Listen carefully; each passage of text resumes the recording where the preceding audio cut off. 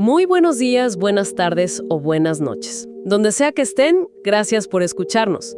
Si es la primera vez que oyen este espacio, les contamos brevemente quiénes somos y qué hacemos aquí. Somos una organización sin ánimo de lucro, Raíz de Monte, un colectivo con un enfoque socioambiental que busca impulsar el pensamiento crítico. Y por eso aquí, en este proyecto, hablamos de fuentes de interés que, esperamos que les dejen pensando. Creemos que la educación es una herramienta de cambio y en Entre Líneas compartimos contenidos que invitan a detenernos, a cuestionar. Pueden escucharnos en YouTube, Spotify y en la plataforma de Radio Cósmica Libre, donde publicamos cada análisis. Manténganse cerca, que esto está a punto de comenzar.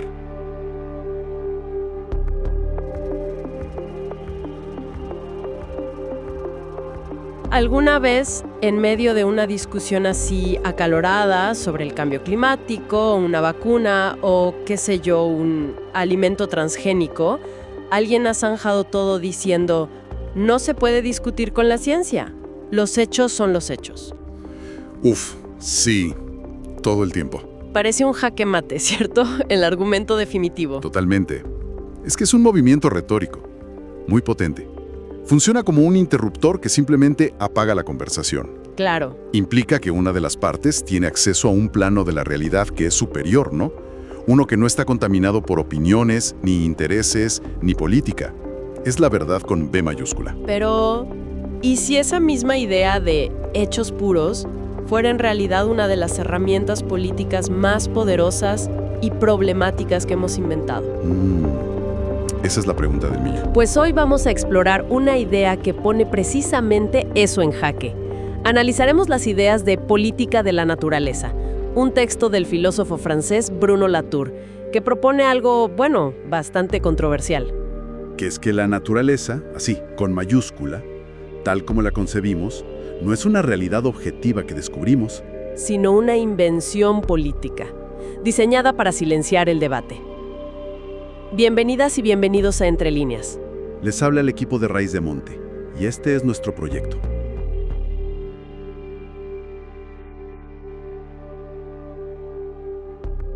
A ver, es que la idea de Latour de entrada te obliga a replantearte todo, porque choca de frente con algo que damos por sentado, que hay un mundo de hechos, por un lado, y otro mundo de opiniones y de política por el otro. Y él llega y dice que esa división es el problema original. La raíz de por qué no podemos resolver nuestras crisis ecológicas. Justamente. De acuerdo, vamos a desempacar esto. Empecemos por la acusación más fuerte que hace Latour.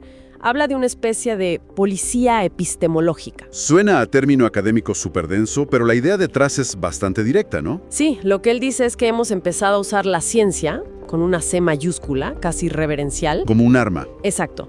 No para entender el mundo, sino como un arma para callar al otro. Se acabó la discusión, la ciencia ha hablado. Él dice que esa frase no es una declaración científica, es una maniobra política. Y para que se entienda mejor, usa una de las metáforas más viejas que existen, la caverna de Platón, pero le da un giro claro. A ver, en su versión, la caverna somos nosotros, la sociedad. Es un lugar ruidoso, caótico, lleno de pasiones, de opiniones. El mundo de la política, digamos. Justo. Y afuera de la caverna, en el mundo iluminado, está la naturaleza. El reino de la verdad, de los hechos puros, silenciosos y ordenados. Y aquí es donde se pone bueno. Los científicos, en esta alegoría, son los únicos que tienen permiso para salir de la caverna. Dejan atrás todo el ruido de la política, contemplan la realidad tal cual es y luego regresan con una misión: poner orden. Vuelven con los hechos irrefutables y nos dicen, dejen de discutir, la realidad es esta, fin. Pero un momento, tengo que hacer de abogado del diablo aquí. Porque esto suena peligroso. Ajá. No necesitamos una base de hechos objetivos para funcionar. Si eliminamos esa autoridad externa, ¿qué impide que cualquiera diga cualquier cosa? Suena a una receta para la posverdad, donde todo vale lo mismo. Esa es exactamente la creencia que Latour quiere desmontar. El problema, dice él, es que al usar la ciencia como un arma para terminar el debate, se esconden las decisiones políticas que ya se tomaron dentro del propio proceso científico. Y es fundamental entender la respuesta de Latour, porque si no, todo su argumento parece una locura anticiencia. Él hace una distinción crucial entre ciencia con mayúscula y las ciencias en minúscula. Expliquemos esa diferencia porque es el corazón de todo. Ciencia con mayúscula es esa figura de autoridad, el garrote político que mencionábamos. Pero las ciencias en minúscula son lo que los científicos hacen de verdad. Es que lo fascinante es que no se parecen en nada. La ciencia, con mayúscula, es esa construcción política de la que hablábamos. La idea de un bloque unificado. Eso, un bloque de conocimiento puro, objetivo, que está fuera de la sociedad y que puede actuar como juez. Es el arma de la policía epistemológica. Mientras que las ciencias, en plural, y con minúscula, Son las prácticas reales, sucias y humanas que ocurren en los laboratorios, en las expediciones de campo, en los congresos. claro, cualquiera que haya estado cerca de la investigación sabe que no es un templo silencioso. Para nada. Es un proceso lleno de controversias, de instrumentos que fallan, de debates acalorados, de becarios explotados, de luchas por financiación. Las ciencias no hablan con una sola voz. Son un coro ruidoso y a menudo bastante desafinado. Son lo que los científicos hacen de verdad, el trabajo sucio, lento, complicado del laboratorio. Son las controversias, los instrumentos que fallan, los artículos que se refutan, las dudas. O sea que no es anticiencia. Para nada. Al contrario, admira profundamente el proceso desordenado y humano de las ciencias. Lo que critica es que se venda al público una versión idealizada, falsa, de una ciencia infalible. Como si un científico descubriera verdades eternas y nos las enviara por correo. Exactamente. Su propuesta es radical. Para resolver nuestros problemas ecológicos, primero tenemos que cambiar las reglas de cómo hablamos y decidimos sobre el mundo que compartimos. Es como un reinicio completo del sistema operativo político. Y esto conecta directamente con por qué, según Latour, el ecologismo tradicional siempre se queda atascado. ¿Por qué? Porque intenta defender a la naturaleza de los ataques de la sociedad, pero al hacerlo usa esa misma idea de una naturaleza pura, externa, apolítica. Está tratando de ganar una batalla política usando un concepto que fue diseñado precisamente para mantener a la naturaleza fuera de la política. Es una trampa. Una contradicción total. Para traer la naturaleza al debate, primero hay que demoler ese muro invisible. Y lo más importante, no están fuera de la sociedad. Son un producto de ella. Cuando alguien en un debate apela a la ciencia para zanjar una discusión, no está realizando un acto de racionalidad pura. ¿Qué está haciendo entonces? Está haciendo un movimiento político muy astuto. Intenta disfrazar su postura de hecho natural para descalificar las preocupaciones de los demás como si fueran meras opiniones subjetivas o... O creencias irracionales. Exactamente. Entiendo. Así que esta vieja constitución que separa los hechos de la sociedad funcionaba, o al menos parecía funcionar, cuando tratábamos con problemas que parecían sencillos. Pero Latour argumenta que todo este sistema está colapsando. ¿Por qué? Porque el tipo de cosas con las que lidiamos han cambiado. El mundo se ha llenado de entidades que sencillamente se niegan a respetar esa frontera. Ok. Para explicarlo, Latour diferencia entre dos tipos de objetos: las cuestiones de hecho y las cuestiones de interés. Vale. Cuestiones de hecho, matters of fact en inglés. Suena a los objetos de toda la vida. Exacto. Son los objetos que parecían simples, con fronteras bien definidas y supuestamente sin riesgo. El ejemplo que él usa es el asbesto. El asbesto, claro. Durante décadas el asbesto era un hecho simple. Una fibra mineral con ciertas propiedades aislantes, resistente al fuego, vaya. Se nos presentó como un material mágico. Cierto. Tenía propiedades claras. Un objeto perfecto que pertenecía al mundo de las cosas. Y una vez que salía de la fábrica, sus creadores, ingenieros, empresas, se hacían invisibles. El objeto hablaba por sí solo. Era un hecho.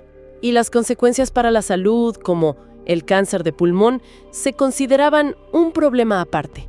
Un impacto social que se estudiaba mucho después y en otra disciplina, la medicina, la sociología. Precisamente, tardaron décadas en ser reconocidas, se trataron como un impacto externo. Como si el asbesto, un objeto puro, hubiera caído como un meteorito sobre la sociedad. Pero ese daño nunca alteró la definición original del asbesto. El hecho del asbesto estaba en la cámara de la naturaleza, sus efectos en la cámara de la sociedad, separaditos. Pero el mundo se ha ido llenando de lo que él llama cuestiones de interés, o Matters of Concern. Y estas son otra cosa. Son entidades enredadas, híbridas, complejas y riesgosas desde su mismo nacimiento.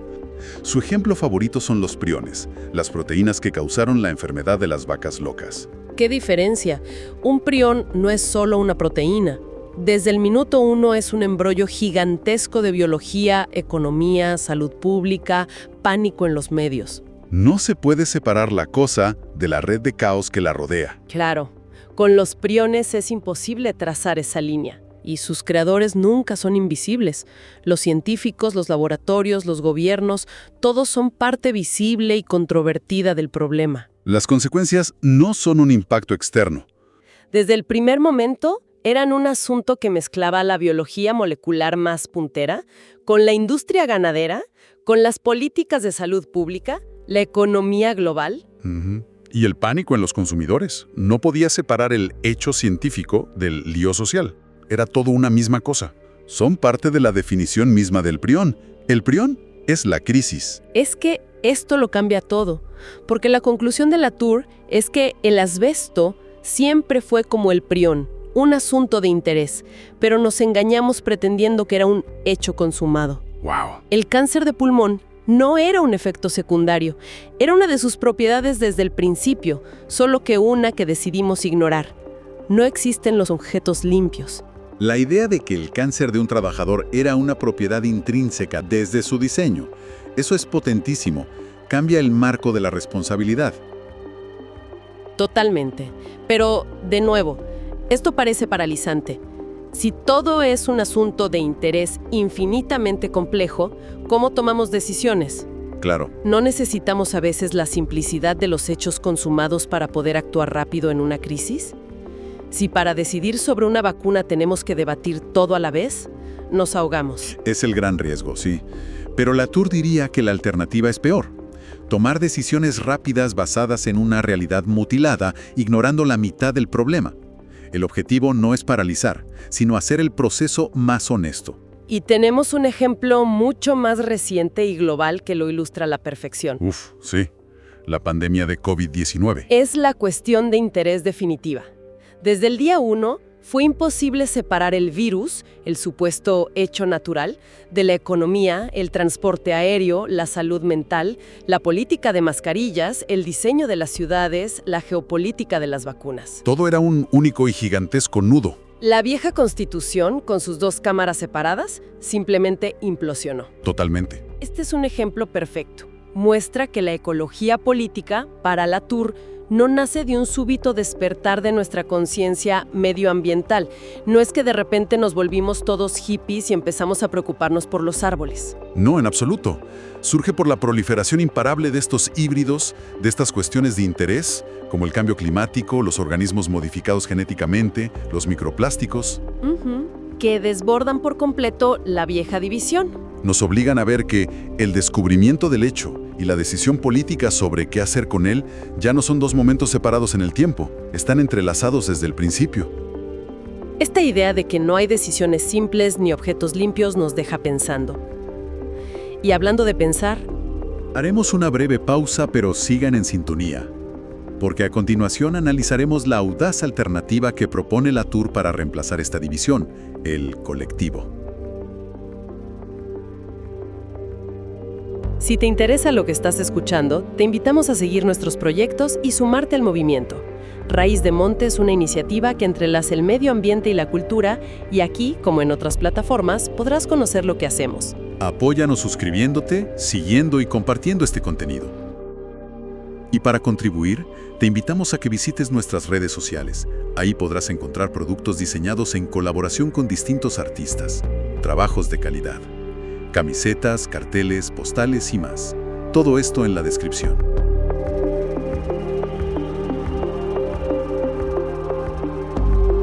Bueno, sin más que decir, volveremos en breve con nuestra conversación. Gracias por la escucha. Ya vimos el problema que plantea Latour. Si la división naturaleza-sociedad es una trampa, ¿cómo salimos de ella? Aquí es donde pasa de la crítica a la propuesta. Si ya no tenemos dos mundos separados, sino uno solo, ¿cómo lo organizamos? Su propuesta es el colectivo. Y en este colectivo la política cambia de significado. Ya no es la gestión del poder entre humanos. Para Latour, la política es la composición progresiva del mundo común. Debemos empezar a pensar en un único colectivo. Ok. Y en esa composición participan tanto los humanos como los no humanos. Y por no humanos se refiere a todo. No se refiere solo a los animales, las plantas y los ecosistemas. Se refiere también a los ríos, los virus, los glaciares, pero también a las tecnologías, a las moléculas químicas, a los algoritmos de inteligencia artificial, a todo aquello que tiene la capacidad de actuar y afectar al resto, de generar consecuencias. Un momento. Esto suena muy abstracto. Tengo que frenarte aquí porque es aquí donde mucha gente se baja del tren de Latour. A ver. Suene muy poético, pero ¿Eh? ¿cómo funciona eso en la práctica? ¿Significa que los ríos votan? ¿Que los glaciares tienen un escaño en el Parlamento? ¿No es esto llevar el antropomorfismo al extremo? Si abandonamos la separación entre hechos y valores, o entre ciencia y política, ¿cómo nos organizamos? ¿No nos lleva eso a un todo vale, donde la opinión de un chamán sobre un río vale lo mismo que un análisis químico? Esa es la objeción clave, y Latour tiene una respuesta muy estructurada para eso. Él propone una nueva separación de poderes, Ajá. pero no se basa en la fallida distinción entre hechos y valores. En su lugar propone dos nuevas cámaras o poderes con funciones muy distintas. La primera la llama el poder de tomar en cuenta. Poder de tomar en cuenta. Suena un poco vago. ¿Qué hace exactamente en la práctica? Su única función es hacer la pregunta más básica de todas. ¿Cuántos somos? ¿Cuántos somos? ¿Sí? Su trabajo no es juzgar, ni decidir, ni ordenar. Es justo lo contrario. Es abrir, explorar, multiplicar, asegurarse de que todos los que tienen algo en juego en un asunto sean escuchados. Todos, incluyendo a los no humanos. Pero, ¿cómo le das voz a un glaciar o a la capa de ozono? Ahí están las dos tareas de esta primera cámara. Y la respuesta de Latour es ingeniosa. Obviamente no sugiere que un río pueda hablar. Aquí introduce una figura clave, el portavoz. El portavoz. Sí, los no humanos necesitan representantes que traduzcan sus intereses a un lenguaje que podamos entender. ¿Y quiénes son esos portavoces? Principalmente los científicos. Me encanta la analogía que se usa. Es como darle un micrófono a un río. Ok. El río no puede hablar, pero un científico que mide sus niveles de mercurio puede levantarse, mostrar el informe y decir, esto es lo que el río nos está diciendo. El informe de laboratorio es el micrófono. Un sismógrafo es el micrófono de las placas tectónicas. Un modelo climático es el micrófono de la atmósfera. Latour los llama prótesis de habla. Me gusta mucho esa imagen. Y, por supuesto, los políticos son los portavoces de los grupos humanos. Exacto. Y aquí viene el golpe de genialidad de Latour. Dice que la representación de ambos tipos de portavoces es siempre incierta y puede ser cuestionada. A ver, ¿cómo? El político que dice hablar en nombre del pueblo puede estar mintiendo. De la misma manera, el científico que habla en nombre del clima puede tener un modelo erróneo, instrumentos mal calibrados. El micrófono puede tener interferencias. Eso es brillante, porque nivela el campo de juego. Ya no tienes por un lado a los políticos con sus opiniones y por el otro a los científicos con sus hechos irrefutables. Lo que tiene son dos tipos de representantes, ambos haciendo afirmaciones falibles sobre colectivos que no hablan directamente. Y todas esas afirmaciones deben ser debatidas en la misma asamblea. Pero eso nos devuelve a la pregunta del caos. Si ya no separamos hechos y valores, si todo es debatible, ¿no acabamos en una parálisis total? No, porque Latour no elimina la separación de poderes, la reinventa por completo. La primera tarea es la perplejidad. Perplejidad. Estar en un estado de alerta constante, buscando activamente nuevas entidades que hasta ahora habíamos ignorado, pero que están siendo afectadas o están causando problemas. La segunda tarea es la consulta. Consulta. Una vez que detectamos a estos nuevos candidatos, debemos encontrar a los portavoces adecuados para que puedan hablar y expresar cómo les afecta el asunto. Y esos portavoces pueden ser muy diversos, me imagino. Claro. Su trabajo es escuchar a todas las nuevas proposiciones que quieren formar parte de nuestro mundo. Exactamente. Para un medicamento serán los químicos que lo diseñaron, pero también los pacientes que sufren sus efectos secundarios. La idea es crear el mapa más rico y complejo posible del problema sin descartar a nadie a priori. Sean priones, activistas o especies en peligro. No juzga. Es la cámara que hace el inventario de todo lo que existe y quiere existir. Ok, entiendo la primera fase. Es una especie de brainstorming gigante y caótico. Pero eso no puede ser el final del proceso. En algún momento hay que tomar una decisión, ¿no? Construir una represa o no construirla. ¿Cómo se pasa de esa multiplicación de voces a una acción unificada? Ahí es donde entra la segunda cámara, el poder de poner en orden. Ah, ok. Si la pregunta de la primera era ¿cuántos somos?, la pregunta de esta segunda es completamente distinta. ¿Podemos vivir juntos? Me gusta esa pregunta. Su función es cerrar, ordenar y unificar, aunque sea siempre de forma provisional. ¿Y cómo lo hace?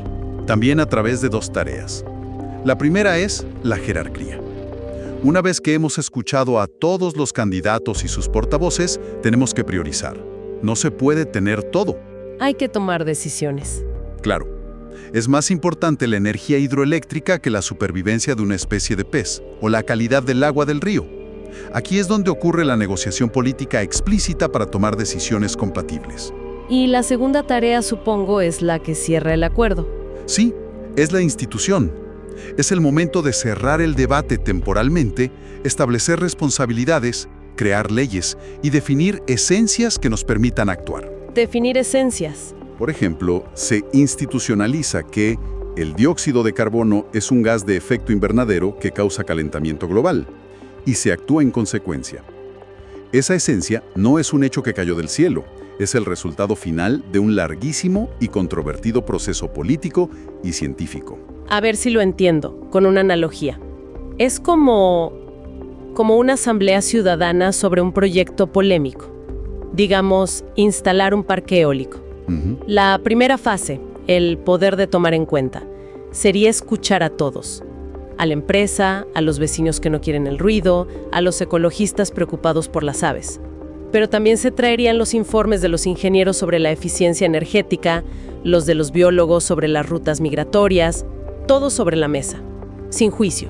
Perfecto, es eso. Y la segunda fase, el poder de poner en orden, es cuando la asamblea, con toda esa información, tiene que debatir, negociar y votar. Y se llega a una decisión. Se construye aquí, con estas condiciones, compensando de esta manera. Sabiendo que no es una verdad eterna. Claro, es un acuerdo provisional, que podría tener que revisarse en el futuro si aparecen nuevos afectados. Has captado la esencia. Pero esto nos lleva de vuelta a la idea más radical y difícil de todo esto. ¿Cómo hablan exactamente los no humanos? No es una metáfora. Para Latour es un proceso muy concreto. Claro, porque un glaciar no tiene cuerdas vocales.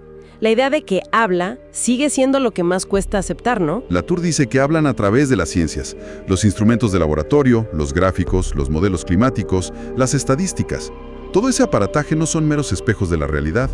¿Qué son entonces? Prótesis de habla. Me encanta esa idea. Son dispositivos que hemos construido para permitir que entidades mudas se inscriban en nuestras discusiones, que se hagan presentes, que nos muestren cómo se comportan. Es que es una idea brillante, porque una prótesis, por definición, es artificial. Claro. Puede funcionar bien o mal, puede estar bien ajustada o no, y eso abre la puerta a discutir si los modelos que usamos realmente están traduciendo bien lo que el clima está diciendo, en lugar de simplemente aceptar el gráfico como una verdad absoluta. Exacto. Y eso cambia por completo el rol del científico. Deja de ser ese sacerdote de la verdad que baja de la montaña con las tablas de la ley. Ya no. Se convierte en un portavoz, un representante de los no humanos que ha traído a la asamblea. Como un político. Un político que representa a sus votantes. Y la fidelidad de ese portavoz siempre puede y debe ser cuestionada. ¿Está este científico representando bien al virus?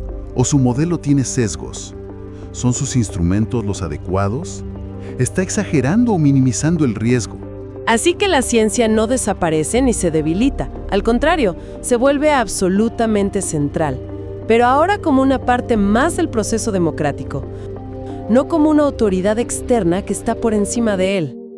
Se expande la democracia para incluir al resto del mundo. se convierte en lo que Latour llama una cosmopolítica. Una política del cosmos, del mundo que compartimos todos, humanos y no humanos por igual. Entonces, si tratamos de resumir, ¿qué significa todo esto para la gente que nos escucha? Significa que la solución a nuestras crisis ecológicas no va a venir de un momento de iluminación en el que por fin escuchemos a la naturaleza como si fuera una entidad unificada dándonos órdenes claras. No, olvidémonos de eso. Vendrá de un proceso político mucho más complicado, mucho más lento, a veces frustrante, pero radicalmente más democrático. Un proceso en el que aprendemos a componer un mundo común, a negociar nuestra coexistencia junto a la multitud de seres, tecnologías y fenómenos con los que compartimos el planeta. Es abandonar la fantasía de una solución técnica y pura que vendrá de los hechos para aceptar la difícil y muy humana tarea de construir acuerdos en un mundo desordenado, lleno de actores con intereses y formas de hablar muy diferentes. O sea que el gran resumen no es simplemente que tenemos que preocuparnos más por el medio ambiente, es algo mucho más profundo. Nos dice que la política no es un juego de intereses humanos dentro de un escenario natural fijo. La política es el proceso mismo de construir ese escenario, de decidir quiénes y qué son los actores. Exacto. Cambia el juego por completo. Ya no se trata de gestionar la sociedad, sino de componer el mundo. Es un cambio de paradigma total. Lo que nos deja con una pregunta final que no es nada sencilla. Si aceptamos esta idea, ¿qué hechos naturales que damos por sentados en la vida diaria son en realidad decisiones políticas profundas que hemos dejado de discutir? Esto fue todo por hoy. Espero que sigan atentas y atentos a los próximos episodios porque nuevos temas se aproximan. Nuevamente les agradecemos su escucha y hasta pronto. Esto fue La política de la naturaleza en Entre Líneas, un proyecto de Raíz de Monte. Hasta la próxima. Chao, chao.